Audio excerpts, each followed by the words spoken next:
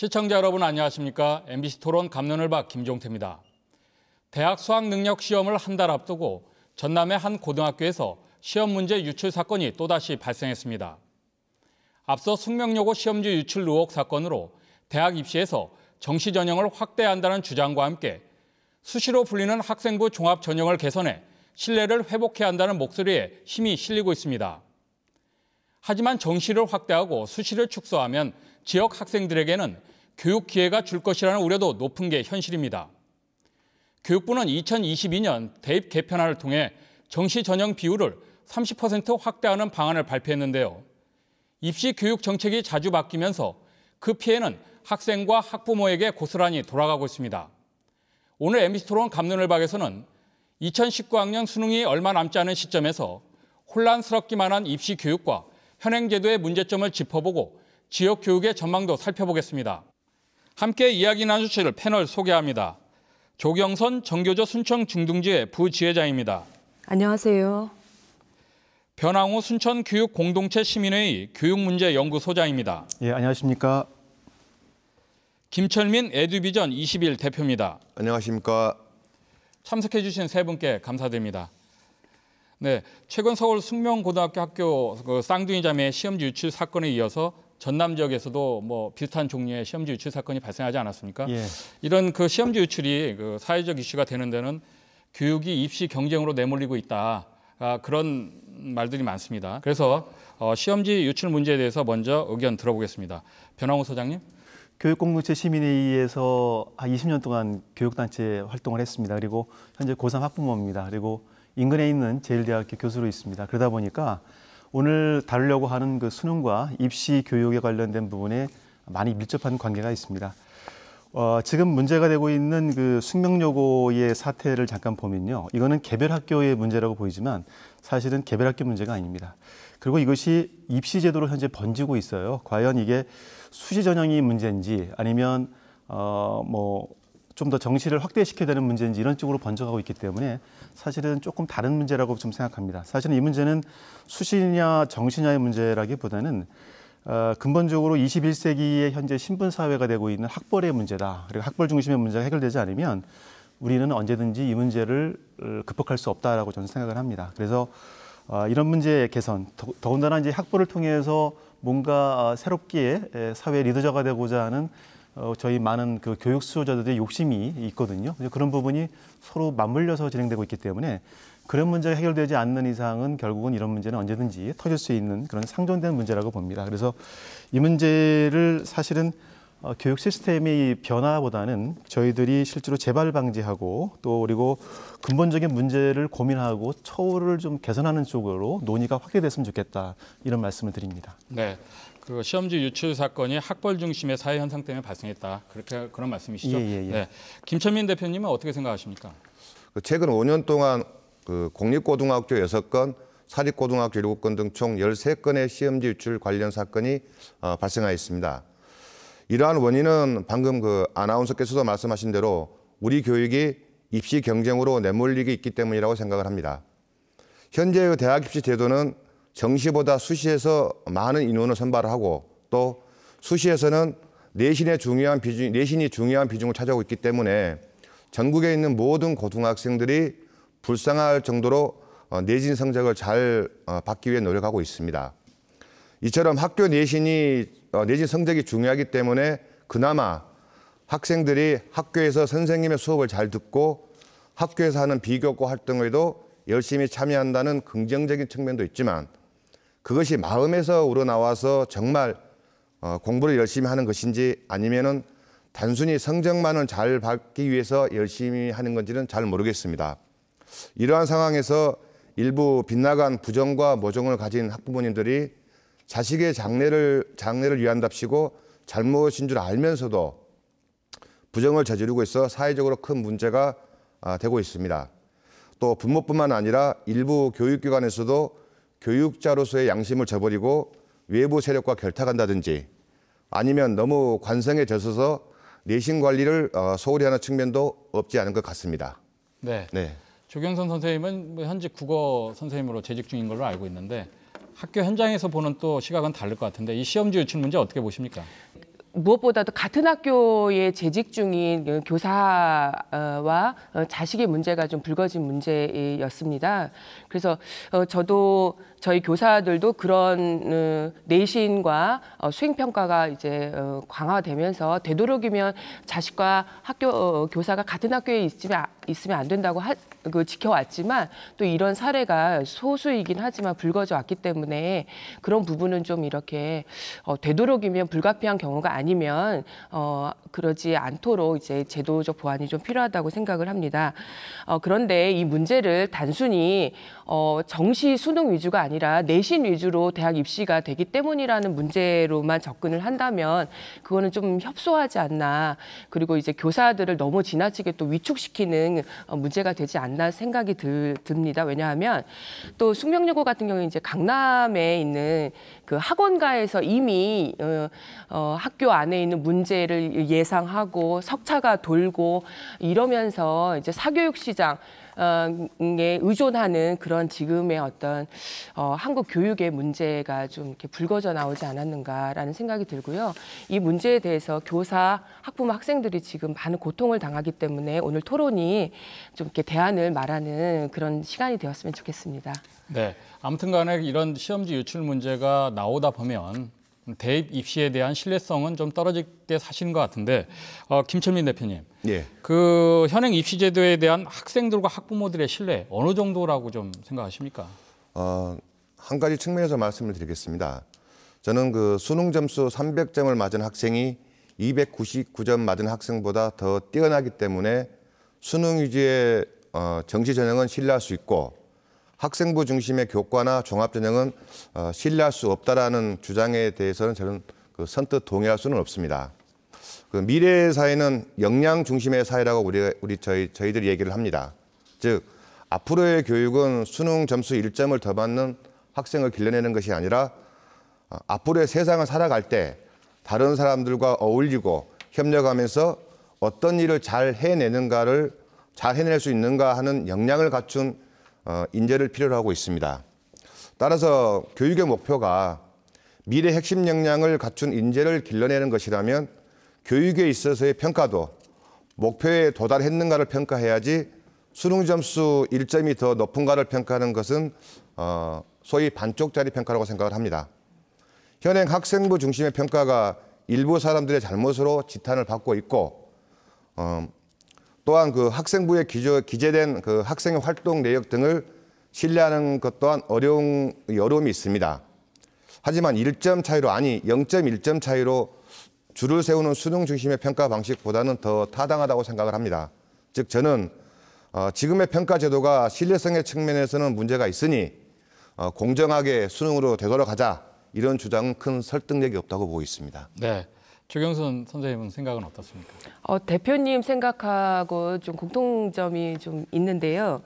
지금의 입시 제도가 어떤 방향으로 많이 흘러왔냐면 그 기존의 수능 시험 위주의 대학 입시 제도보다는 그 학교 교육을 정상적으로 열심히 한 학생들이 대학에 갈 수 있도록 폭이 넓어졌거든요. 전남 지역 같은 경우에도 수시 전형으로 대학을 가는 경우가 70% 이상입니다. 그래서 실제로는 좀 현직 교사들은 좀 환영하는 바였습니다. 왜냐하면 대학 입시가 학교 교육의 정상화 방향으로 가기 때문에 보다 수업이 조금 더 다양해지고 혁신할 수 있고 학생들의 참여가 늘고 이런 방향으로 가고 있는데 이번에 2022 개편안을 보면 다시 정시 확대에 대한 것이 나오면서 조금 학교 현장의 입장에서는 좀 오히려 과거보다 퇴행한 것이 아닌가라는 생각이 들고요. 지금의 학생부 전형이 과도하게 학생들과 교사와 학부모에게 부담을 준다라는 것에 대해서는 그 점에 대한 개선, 오히려 학생부 종합 전형과 학생부 전형에 대한 개선 사항을 조금 더 이야기를 하고 나갔어야 되는데 단순히 이분법적으로 학생부 전형의 수시 위주냐 정시 위주냐라는 식으로 논쟁이 끝난 것에 대해서 좀 아쉬움을 가지고 있습니다. 네, 학생부 전형에 대한 좀 비판적인 시각이 요즘 많아지고 있는데 꼭 그런 것만은 아니다 이제 그 말씀인 것 같거든요. 어떻게 생각하십니까, 변호사님 생각은? 예. 예.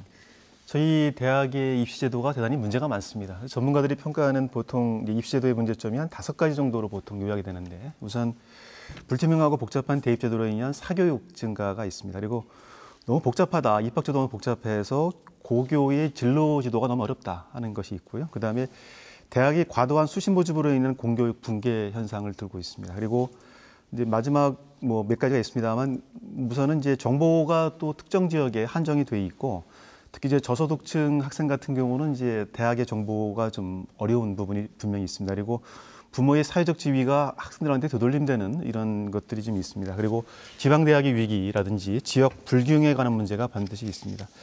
근데 이제 저희가 교육 현장에 계신 선생님들을 만나보고 말씀을 좀 나눠보면, 사실은 현 입시제도에서의 가장 큰 문제는 상호 신뢰가 없다라는 거죠. 예를 들어서 교사가 쓰고 있는 생기부를 대학은 신뢰하지 않고, 또는 마찬가지로 교사들도 대학에서 쓰고 있는 여러 가지 학생 선발 기준을 믿지 못합니다.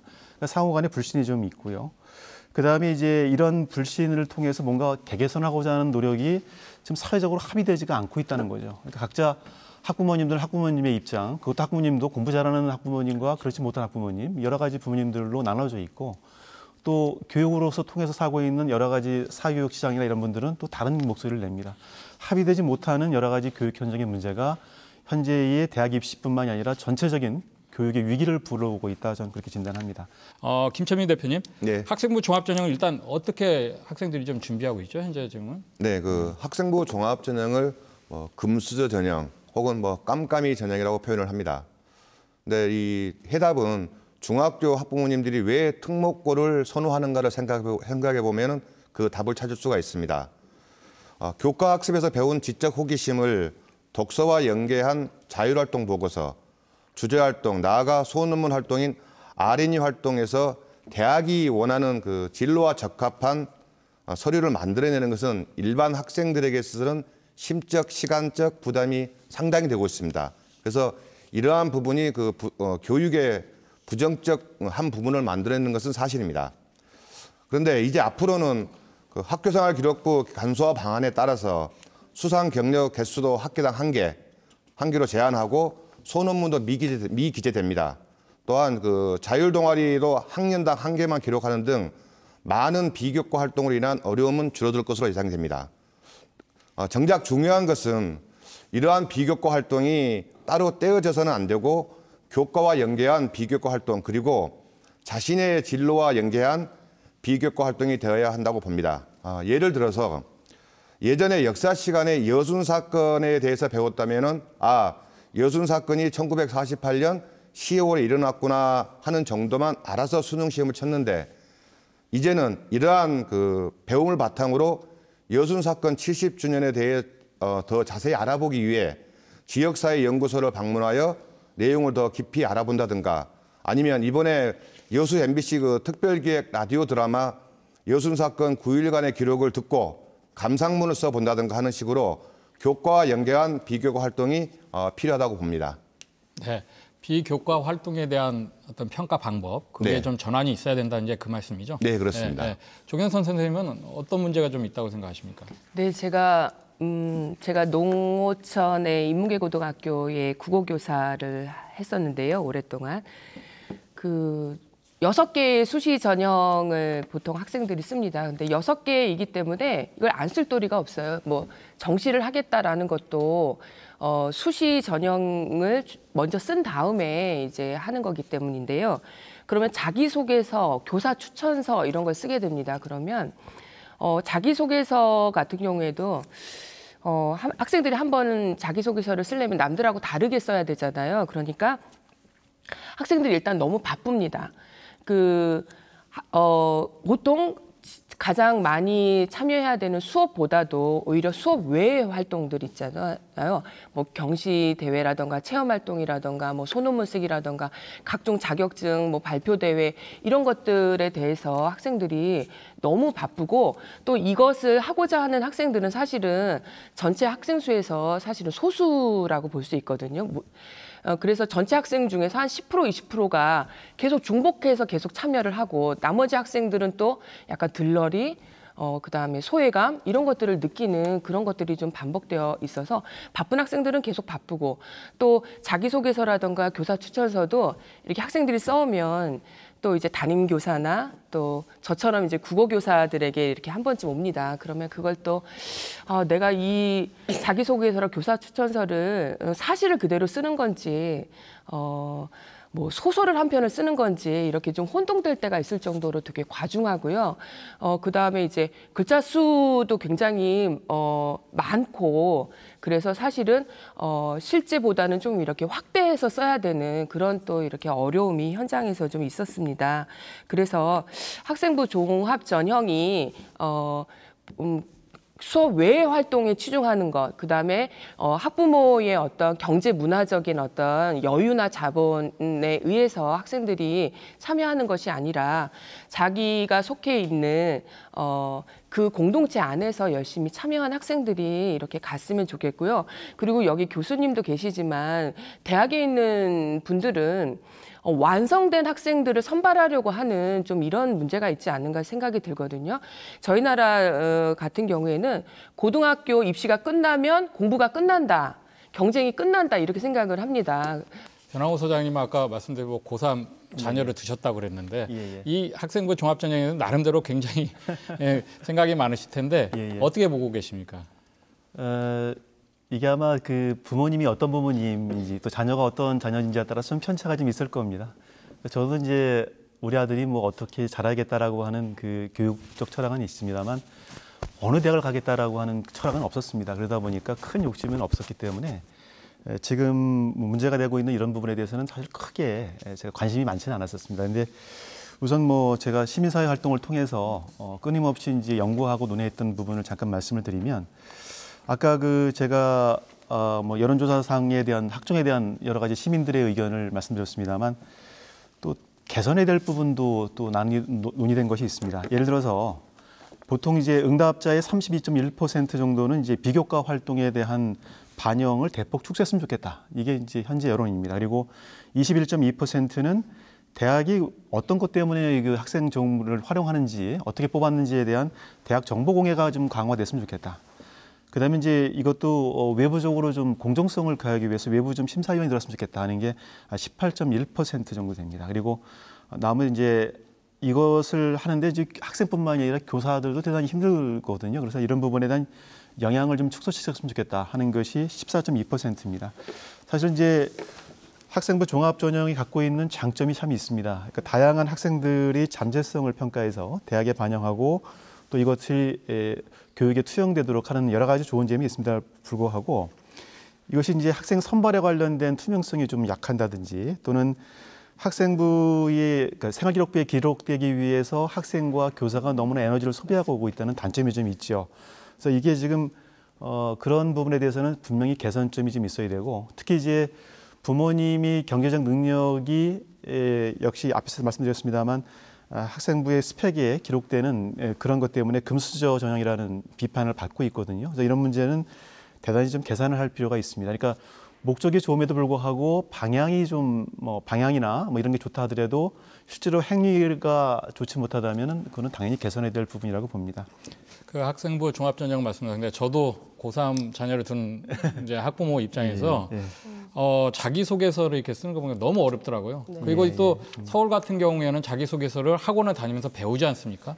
이런 문제점이 부모의 경제력에 따라서 이 학생부 종합전형도 쓰는 편차가 있는 거고 여러 문제가 있을 것 같은데 그래서 또 많은 또 투자가 필요하다 뭐 이런 얘기가 있는 것 같습니다. 그래서 조경선 선생님은 이 부분에 대해서는 학생과 학부모의 부담이 너무 가중되는 거 아니냐 이런 말에 대해서는 어떻게 생각하십니까? 학생과 학부모의 부담이 가중된다라는 부분, 그다음에 이거는 한국 사회 교육의 전반적인 어떤 문제일 것 같습니다. 마찬가지로 저희 전남 지역이나 농어촌 지역에서도 학생부를 잘 쓰기 위해서 많은 투자와 노력, 시간 이런 것들을 벌이는 게 현실인 것 같습니다. 오히려 여기 부담을 느끼는 만약에 부모가 여건이 되어서 이렇게 뭐 봉사라던가 여러 가지를 할 수 있는 것들을 안내하면 좋지만 또 우리 지역 같은 경우에 그렇지 못한 학부모들 그런 가정이 또 과반수 정도는 되잖아요. 여기서 그들이 느끼는 어떤 소외감이라던가 뭐 자책 이러한 심리도 좀 문제가 되지 않을까 이런 생각이 들고 있습니다. 그래서 우리가 지금 고등학교에서 약간 학생부의 노예가 된 것도 있어요. 학생들도 본연의 자기 성장을 위한 활동이 아니라 이거 하면 학생부에 써주죠. 라는 식으로 그래 학생부에 써줄게 뭐 이런 식으로 교사와 학생의 관계가 왜곡돼 가지 않는가라는 생각이 들고요. 그래서 이 부분에 대한 학생부 종합 전형 학생부에 대한 개선이 꼭 필요하다는 생각이 듭니다. 네, 김철민 대표님은 어떻게 생각하십니까? 그 부모님의 경제력에 따라서 비교과 부분이 만들어진다고 이렇게 말씀들 하십니다.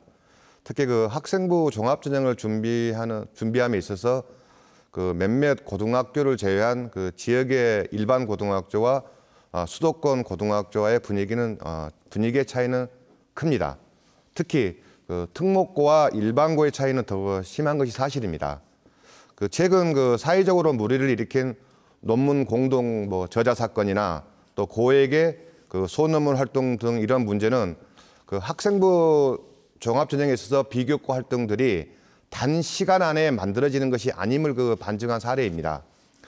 학생들이 학교 수업 중 알게 된 그 지적 호기심과 또 진로에 대한 학문적 호기심을 꾸준히 발견하고 학교 교육 과정을 통해 해결해 가는 과정에서 생산해내는 것이 가장 중요한데 그리고 또 이러한 그 학생들의 생산물을 대학에서 공정한 평가를 통해 선발한다면은 그 학생 학부모님들에 대한 부담은 줄어들 것으로 생각을 합니다. 그 또한 그 학생들이 학교 공부를 하면서 특히 기숙학교에 있는 학생들이 주말이나 방학을 이용하여 지역의 봉사기관에서 봉사를 하는 것은 제약이 많습니다. 하여 그 봉사활동을 엄마들의 그 몫이라는 표현을 합니다. 하지만 그 최근에 대학 입시를 보면 그 봉사활동의 시간보다는 그 봉사의 실질적 내용과 그 학생의 역할을 그 중요시하고 있으며 또 이러한 그 봉사활동은 충분히 학교 안에서 예를 들어서 학생 멘티 활동이나 또한 그 동아리 활동과 연계한 봉사활동으로 그 해소할 수가 있습니다. 그 자기소개서의 경우는 대부분의 학생들이 3학년 1학기 기말고사 이후인 7월 중순에부터 그 작성을 합니다. 그래서 9월 10일경에 시작하는 그 수시 원서까지는 2달의 갭이 있는데 이 2달 안에 대학이 원하는 자기소개서를 생산해내는 것은 상당히 힘듭니다. 그리고 그 면접 또한 학생들을 가장 잘 파악하고 계신 분들이 담임 선생님과 그 교과목 선생님들입니다. 이러한 그 대학별 고사도 학교 안에서 할 수 있도록 그 시스템화해서 진행할 수 있도록 그 여건을 만들어주는 것이 가장 중요하다고 저는 생각을 합니다. 네, 그래서 이런 문제들로 인해서 대학 그 입시에서 정시 전형을 확대해야 한다는 목소리도 좀 요즘 계속 실려 나오고 있는데 그런 면에서는 변 소장님은 어떻게 생각하십니까? 여기 한 몇 달 전에 우리 장소궁 현 전라남도 교육감님이 여기서 토론회 하실 때 아주 좋은 말씀을 하셨습니다. 복지는 돈이 없어서 힘들고 돈이 없고 교육에는 답이 없다 이런 말씀을 하셨습니다. 저는 근데 거기에 거꾸로 좀 말씀드리고 싶어요. 교육엔 답이 없는 게 문제가 아니라 답이 너무 많아서 문제다. 왜냐하면 사실 교육의 딜레마가 뭐냐면 모든 사람들이 교육의 해법을 갖고 있습니다. 그러니까 어려서부터 교육에 저희가 죽을 때까지 받는 게 교육이다 보니까 그 교육으로 노출되는 모든 사람들이 자기 나름대로 해법이 있는 거죠. 근데 그 해법은 지극히 자기중심적입니다. 그러니까 자기중심적이고 자기 입장에 처해서 해법이 달라지죠. 그래서 그것이 우리의 사회적인 합의나 또는 그 공통분모를 만들거나 교집합을 만드는 대단히 어렵게 만드는 요소다 이렇게 저는 보고 있습니다. 그래서 교육이 자기중심적 사고를 버리지 않는 이상은 저희는 항상 그 교육으로부터 어려움을 겪고 있고 그것이 정시가 확대되느냐 수시가 확대되느냐는 문제를 뛰어넘는 우리 근본적인 저희의 문제라고 봅니다. 문재인 정부가 최근에 교육 철학을 아주 잘 짚고 있어요. 근데 이제 실행 과정에서 좀 문제가 있습니다만 문재인 정부가 하고 있는 것은 이제 교육 철학을 잠깐 보면 계층 간 불평등 해소, 그다음에 학교 교육의 정상화, 입시 경쟁을 완화시키겠다 이렇게 보여지고 있습니다. 그래서 대선 공약으로 내왔던 것이 수능 절대평가 과목 확대, 그리고 자소고 외고 폐지 등 고교 체제를 개편하겠다. 내신 성취 평가제를 통해서 절대평가제를 강화시키겠다. 고교 학점제를 하겠다. 이렇게 좀 나와 있습니다만 사실은 아까도 말씀드렸습니다만 어떤 제도나 시스템이 좋아지고 국민적 합의를 얻으려고 하면 이게 국민들이 갖고 있는 개별적 욕심과 입장을 좀 버리고 미래지향적인 교육적 철학에 먼저 접근을 하고 그 시스템에서 우리가 다시 교육을 다시 되돌아봐야 된다 이렇게 봅니다. 그래서 정시나 뭐 이런 거 확대의 전향을 뛰어넘는 저희의 근본적인 성찰과 고민이 있어야 되지 않나 이런 말씀을 좀 드립니다. 네, 조경선 선생님. 네. 네, 우리 지역 내용을 이렇게 들여다보면 네. 또 수시를 이렇게 줄이게 되면 네. 지역 학생들에게 기회가 좀 줄어들 것이다. 이런 또 걱정도 있지 않습니까? 그런 부분에 대해서는 또 어떻게 생각하십니까? 네, 수시를 줄이고 정시를 확대해야 된다라는 목소리를 내는 곳이 어느 곳일까를 생각해 보면 서울 중심 상위 10%라고 생각이 들거든요. 그래서 그리고 지방에 대한 무시, 일반계 고등학교에 대한 무시, 차별 이런 것에서 나온 거라는 생각이 들어서 지금 우리가 가야 될 미래 사회와 교육의 앞날을 봤을 때 정시를 확대해야 된다라는 방향보다는 정시 수능에 대해서는 절대평가 방향으로 가는 쪽을 이제 말씀드리고 싶습니다. 수능은 신뢰하고 선생님들이 현장에서 하는 교육 활동을 부신한다. 이것은 진짜 교육의 앞날이 아니라는 생각이 들거든요. 오히려 저는 수능이라는 것이 지금의 학문을 왜곡시켰고 그러면 수능 문제는 공정한가라는 질문을 다시 드리고 싶습니다. 저는 국어교사인데요. 1교시 수능 시험이 언어 영역인데요. 80분 동안 45문제를 풀어야 합니다. 인문사회, 과학, 기술, 언어 영역, 화법, 작문 이것들을 많은 지문 그다음에 그 오지선다의 문제를 여기 계신 분들도 그 시간 안에 다 만점을 받을 수 있을지 1등을 받을 수 있을지 제가 좀 의문을 하고 싶거든요. 그래서 아까 교육에는 답이 없다라고 교육감은 얘기했지만 우리 입시 교육에는 답이 정해져 있습니다. 오지선다 5개 안에서 정답을 찾아야 되는 거예요. 가령 제가 이제 문학교사인데 난쟁이가 쏘아올린 작은 공이라는 문학 작품이 있습니다. 그러면 지금처럼 정시가 확대된다고 하면 난쏘공 전체를 읽을 필요가 없어요. 그 어떤 수능 문제가 나오냐면 일부분이 나옵니다. 쪼개져서 자, 난쏘공의 일부분이 나오고요. 이것을 영화로 만들었다. 자, 문제가 어떻게 나오냐면요. 자, 소설이 있고 영화가 있는데 잘못 옮겨진 부분을 찾아라. 5개 중에서. 그럼 빨리 찾는 거입니다. 이 안에 영화적인, 문학적인 그런 메시지라던가 의미라던가 이런 거는 부차적인 문제가 돼요. 그 학생들은 정시가 확대가 되고 수능 위주로 공부를 하면 주체적으로 공부를 할 필요가 없습니다. 단순히 맞냐 틀리냐 빨리 맞는 걸 찾아라. 자기의 주체적인 관점이 필요가 없어요. 출제자의 의도가 무엇이냐만 찾으면 되거든요. 그리고 정시가 확대된 수능 위주로 된다면 학교는 그냥 EBS 영상을 보여주고 학원 가서 그거 문제풀이 반복하고 그러면 학교 교사들을 누가 어떻게 신뢰를 하고 학교에 변화가 있을지 말씀을 드리고 싶습니다. 그래서 수능이 더 공정하다, 수능을 더 확대해야 된다라는 식의 교육 방향이 아니었으면 좋겠습니다. 그래서 인문사회, 과학 분야에 빨리 답을 찾는 교육이 아니라 지금 학생들에게 물어보면 가령 인문사회, 국어, 역사 이렇게 사회 과목 이렇게 물어보면 인문학이라고 말하는 학생들이 없습니다. 암기 과목이라고 하잖아요. 네, 암기해서 빨리 오지선다해서 풀고 수능이 강화되면 지금에 있는 지필평가 학교의 문제 유형도 그런 식으로 바뀌게 됩니다. 그러면 또 그거에 익숙해진 학생들의 소수는 그 방향으로 가겠지만 또 대다수의 80%의 아이들은 EBS 문제집 풀지도 않을 거 쌓아두고 잠자고 포기하고 루저가 되고 이런 방식이 반복될 거란 생각이 들거든요. 한 달 후에 있는 수능장에서 제발 수능 대박 이렇게 플랜카드로 이렇게 나팔부지 않았으면 좋겠습니다. 이미 수시로 이미 진로를 확정된 친구들도 있고요. 그다음에 수능 점수가 필요 없는 학생들도 있고요. 수능 문제는 너무 어려워서 손도 대지 못하는 그런 학생들도 많이 있고요. 저처럼 특성화고등학교에 있는 학생들은 수능하고는 또 무관한 학생들도 있고요.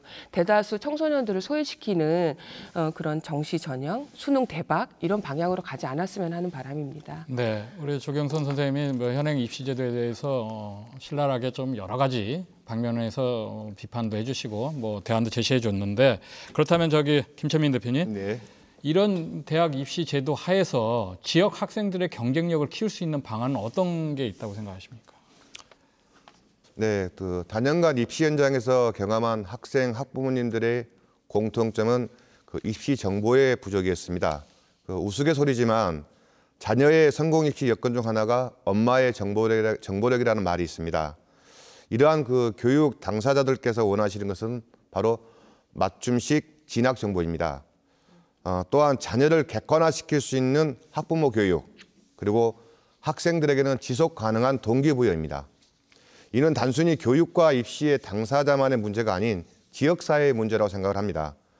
여수는 이러한 학부모님들의 그 교육열에 맞게 행복교육지원센터가 있습니다. 그런데 센터에서 실시하는 많은 프로그램이 있지만 정작 대학 입시 관련 프로그램은 부족합니다. 다른 지역의 우수한 프로그램을 벤치마킹하고 개발하고 이를 지역의 일선 고등학교에서 실행할 수 있도록 지원해 줘야 합니다. 또한 선생님들이 학생들의 진학 지도에 활용할 수 있는 입시 분석과 진학 지도를 데이터베이스화하여 제공해 줘야 한다고 생각을 합니다. 예로 진학 설명회 또한 수준별, 계열별 고려하여 학교 안에서 실시를 해야지 그 학교 생활 기록부에 기록이 가능합니다. 2022년부터 뭐 정시 비율을 30% 확대한 걸 포함해서 대학 입시 제도를 개편하겠다 이렇게 하는데 너무 막 입시 제도가 막 바뀌어 버리니까 자주 바뀌어 버리니까 학생들이나 학부모나 현장에 가르치는 교사분들은 굉장히 혼란스러운데 이거에 대해서는 어떻게 좀 보고 계십니까? 예, 맞습니다. 우리나라 교육의 가장 큰 문제가 바로 잦은 그 입시 제도의 변경이라고 봅니다. 해방 후 1945년 해방 이후로 좀 크게 바뀐 것이 한 10차례 정도 됩니다. 예컨대 대학별 단독 시험제에서 국가연합고사, 본고사 병행했다가 또 대학별 무시험, 유시험 뭐 바뀌었다가 여러 가지 바뀌었죠. 입학고사, 예비고사, 학력고사, 내신제, 수능 점수 수없이 많은 제도가 지금 바뀌고 있습니다. 거기다가 실제로 이렇게 큰 제도를 바꾸지 않아도 실제로 뭐 내신과 수시와 정시의 비율을 조정한다든지 이렇게 하는 사소한 그 변화까지 다면 엄청나게 많은 변화가 지금 있습니다. 거기에 특히 이제 정권이 5년마다 바뀌고 있다 보니까 정권의 철학에 따라서 또 교육 정책이 또 바뀝니다. 저희가 이제 백년지대학이라고 하는 이 교육 부분에서 이렇게 자주 바뀌는 것이 너무나 큰 문제고 저희들이 현재 갖고 있는 사회적인 여러 가지 문제를 유발시키는 하나의 원인이 되기도 하죠. 그래서 이제 교육이 잘 해결이 되고 안정화가 되면 사실 뭐 지금 문제가 되고 있는 출산율부터 시작해서 사회적으로 문제가 되고 있는 여러 가지 뭐 학생들, 청소년의 문제들, 기타 뭐 여러 가지 주택 문제, 이런 주거 문제들도 해결되는 여러 가지 문제들이 지금 있는데, 그래서 저희는 과연 이제 2022년에 적용되는 이런 수능 개편인가요? 교육제도 개편이 그 문제를 담고 있느냐라고 봤을 때는 그렇지는 않다. 주로 그 평가를 지금 들어보면 대부분의 평가는 대단히 좀 안 한 것만 못하지 않느냐. 왜 그렇게 하려고 몇 달 동안 모여서 많은 사람들이 모여서 공론화 과정을 했느냐. 굳이 했다는 것이 수능이죠. 정시인가요? 정시를 30% 정도 늘리겠다는 게 아마 핵심 고리로 돼 있어서 근본적인 문제를 해결하지 않고 그냥 제도를 조금 바꾸고자 하는 데만 치우쳤다. 그래서 우리가 갖고 있는 교육의 기본적인 문제를 다루지 않고 하는 그런 좀 아쉬움이 좀 남는다라는 평가들이 대단히 많습니다. 그래서 이런 것들은 사실 단기간 해결 문제는 아니고요. 장기적인 국가적인 플랜을 가지고 정권에 상관없이 우리가 진짜 학생들이 진정으로 미래를 이끌어갈 수 있는 일꾼으로 키울 수 있는, 더군다나 요즘 4차 산업혁명 시대 얘기 많이 합니다만 거기에 맞는 인재로 키울 수 있도록 저희가 잘 준비하고 장기적인 플랜으로 나가겠다 이렇게 생각합니다. 그래서 어떤 좀 아쉬운 부분이 좀 많이 있다 이렇게 말씀을 좀 드리겠습니다. 네, 조경선 선생님은 이 입시 제도의 잦은 변화 어떻게 네. 보십니까? 그 잦은 변화가 문제라기보다는요. 지금 현재 지금의 교육이 교사, 학생, 학부모를 전부 고통스럽게 하는데 부담도 되게 크고요. 지금의 교육이 변화해야 된다는 것에는 많은 사람들이 동의를 할 겁니다. 그런데 왜 그거를 지속적으로 개혁하지 못하냐 하면 계속 발목에 잡혀서 계속 꾸준한 개혁을 못하고 있기 때문이라는 생각이 들거든요. 그래서 좌초하고 그냥 포기하고 그냥 적당히 타협하고 그래서 보기에 계속 잦은 변화가 있지 않는가 생각이 듭니다. 그래서 이 거대한 사교육 시장에 있는 분들, 그다음에 부와 권력을 가지고 목소리가 큰 분들, 여러 이해관계 속에서 계속 개혁이 좌초되지 않고 꾸준히 학생들이 미래 사회에 뿐만이 아니라 지금 현재 이 당대 현실을 이해하고 지금 내가 발딛고 있는 이 현실에 행복할 수 있는 교육 이 방향으로 나갈 수 있도록 이제 입시 전반적인 개혁이 되었으면 하는 바람입니다. 네, 뭐 계속 좀 말씀 좀 들어보고 싶은데 제한된 방송 시간으로 네. 마무리 말씀 한 말씀씩 듣고 끝내겠습니다. 네. 먼저 김철민 대표님. 네. 네. 입시 교육의 개선 방향은 단순히 수시 정시만의 문제는 아닙니다. 대학 입시는 속도가 아닌 방향이 저는 중요하다고 봅니다. 그 방향은 2015 개정교육과정이 제시한 교육 목표를 향해서 가는 거라고 생각을 합니다. 즉 앞에서도 말했지만 우리 교육의 목표가 미래 핵심 역량을 갖춘 사람을 길러내는 것이고 그러한 역량을 갖춘 학생을 선발하는 것이 대학 입시고 평가입니다. 수능 점수 1점을 더 맞는 학생이 대학 입시의 방향은 아니라고 생각을 합니다. 그리고 대학 입시를 포함한 교육은 교육만의 문제가 아니라 다양한 정치, 사회적 문제와 얽혀 있는 것이 우리나라의 현실입니다. 2022 대입제도 개편안 발표 이후 알 수 있듯이 교육 당사자 모두를 만족시킬 수 있는 입시 제도는 없다고 생각을 합니다. 또한 우리 지역의 교육 불균형 해소를 위해서는 지역 학교 콘텐츠를 지원해주고 앞에서 말씀드린 대로 주어진 제도 안에서 우리 지역 학생들에게 도움이 되는 교육 프로그램을 개발하고 지원하여 입시 경쟁에서 우리 지역의 아이들이 상대적 불이익과 박탈감을 최소화시켜주는 것이 최선이라고 생각을 합니다. 네, 조경선 선생님. 네. 그 각 고등학교 정문 앞에 있는 서울대 몇 명 배출한 학교라는 플랜카드를 떼시고 그다음에 학교 안에 있는 서울대 몇 명, 서울 안에 있는 인서울대학 몇 명, 한 7번쯤 되면 기타 대학 몇 명 플랜카드를 떼는 그런 고등학교가 되었으면 좋겠다는 생각이 듭니다. 그러니까 우리가 서울 중심주의, 소위 말하는 명문대 중심주의의 그 벽만 좀 깨도 지역 교육과 학생들이 훨씬 살아있는 교육을 할 수 있지 않을까라는 생각이 들고요.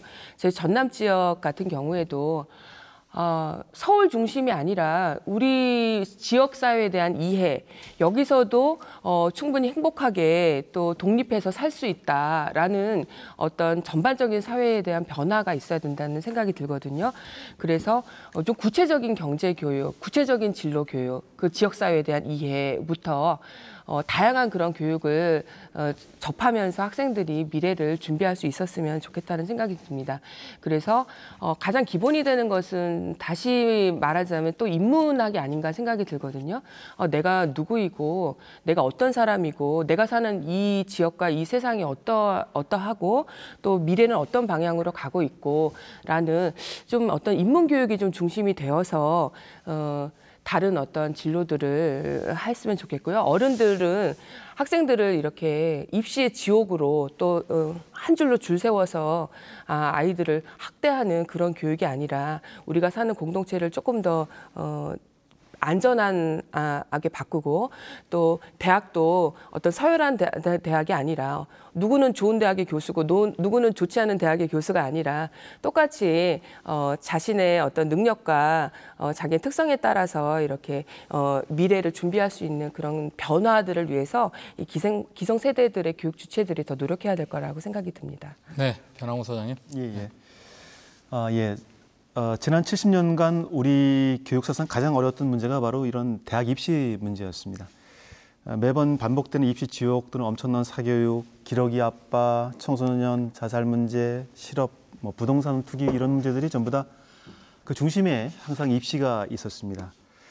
입시가 우리가 갖고 있는 그 좋은 것도 있었죠. 예를 들어서 세계에서 가장 높은 교육열을 통해서 우리나라 발전의 원동력이 됐던 이런 높은 교육열이 있었음에도 불구하고 이것이 긍정적으로 좀 효과를 보는 데는 좀 한계가 좀 있었다. 그래서 지금은 오히려 부모님의 재력이나 영향력이 대물림되고 어떤 교육 시스템을 그런 부정적인 교육 시스템을 양산하거나 또는 여러 가지 앞에서 언급했던 사회적인 문제를 야기시키는 그런 부작용을 낳고 있습니다. 그래서 앞으로는 저희는 이랬으면 좋겠어요. 학생이 가장 행복하게 자랄 수 있는 교육이 뭔지를 먼저 고민했으면 좋겠다. 그리고 지금 단위학교별로 입시라 이런 것 때문에 고통을 받고 있는 초중고 또 대학도 마찬가지입니다만 이런 것들을 어떻게 정상화시킬 수 있을까? 그거에 대한 고민을 좀 시작해야 될 것 같고요. 그리고 이제 정치 아까 있으면 정치적인 것 때문에 제도나 시스템이 계속 바뀌지 않고 일관성 있게 지속 가능한 어떤 입시 제도가 뭔지를 저희가 고민해야 될 것 같습니다. 그래서 이러한 교육 정상화를 통해서 우리가 앞으로 가져야 될 것은 시험 제도를 바꾸는 것이 아니라 어떤 인재를 키울 것인가 하는 시험 문제를 바꾸는 그런 데에 저희가 초점을 맞춰서 진행이 될 것 같습니다. 그래서 4차 산업혁명 시대에 맞는 진짜 인재를 우리가 교육에 담당하는 그런 훌륭한 시스템이 만들어졌으면 좋겠다. 이런 말씀을 마지막으로 올립니다. 예. 네, 고맙습니다. 오늘날의 교육과 대학 입시의 문제점들은 단순히 수능 시험만을 개선한다고 해서 해결하기 어려울 겁니다. 그 어떤 수능 개편안이 도입되더라도 거기에 따르는 어느 정도의 부작용은 불가피할 겁니다. 그래서 교육당국에 더욱 신중하고 전문적인 접근이 필요하겠습니다. 또 지역 학생들의 경쟁력을 키우기 위한 지역 입시 교육의 방향에 대해서도 좀 더 심도 있는 논의가 필요할 것으로 보입니다. MBC 토론 갑론을 봐 시청해 주신 여러분 고맙습니다.